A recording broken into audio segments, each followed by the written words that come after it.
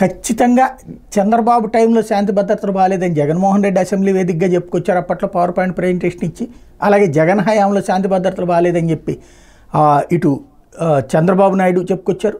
పత్రికల్లో ఉన్న తేడా ఏంటంటే అప్పుడు సాక్షి హైలైట్ చేస్తే, ఇప్పుడు ఈనాడు జ్యోతి హైలైట్ చేస్తే అది పక్కన పెడదాం. మీడియా పరంగా ఎవరి మోత ఎవరి రోత అది అట్లాగే ఉంటుంది.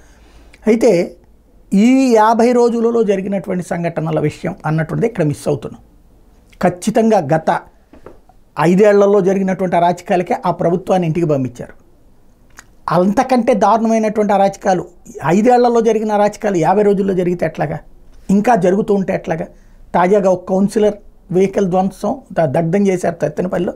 అట్లాగే చివరికి కంపెనీలలోకి చొరబడి, కంపెనీలలో ఇదివరకు కంపెనీల వ్యవహారాల్లో జోక్యం అనేటువంటిది ఏంటంటే ఏ డబ్బులు అడిగారో చందా అడిగారో అనేది ఉండేది. ఇప్పుడు అట్లా కాకుండా కంపెనీలలో కార్మికులుగా పనిచేసే వాళ్ళు కూడా మా పార్టీ వాళ్ళే ఉండాలన్నటువంటి రచ్చ ఏంటి అన్నది అర్థం కావట్లేదు. అక్కడ శ్రీకాకుళం దగ్గర జరిగింది, కానీ ఇప్పుడు తాజాగా ఇక్కడ జరుగుతున్నటువంటి అంశం ఏదైతే లేటెస్ట్గా నెల్లూరు జిల్లాలో జరిగినటువంటి అంశం, ఇట్లాంటివి చూస్తున్నప్పుడు ఎక్కడికి పోతున్నాం అన్నటువంటిది ఆలోచించాలి. నాయకులని కంట్రోల్ చేయడం అన్నది కనుక లేకపోతే జగన్ ఫెయిల్యూర్ అక్కడే.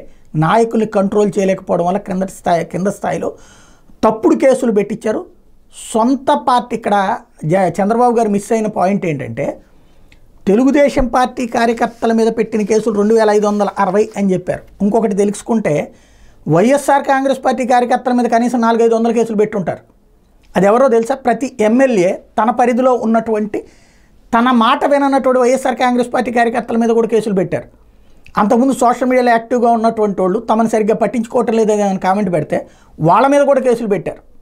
అది అక్కడ మిస్ అయినటువంటి పాయింట్. రెండవది, ఇప్పుడు జరుగుతున్నటువంటి ఈ కొత్త కోణాన్ని కంట్రోల్ చేయాల్సినటువంటి అవసరాన్ని కూడా ఉందని ఆయన గుర్తించారు. కానీ గ్రౌండ్ లెవెల్లో ఇప్పుడు కంట్రోల్ చేయకపోతే అది కష్టం, అసాధ్యం అన్నటువంటిది ఇక్కడ కీ పాయింట్.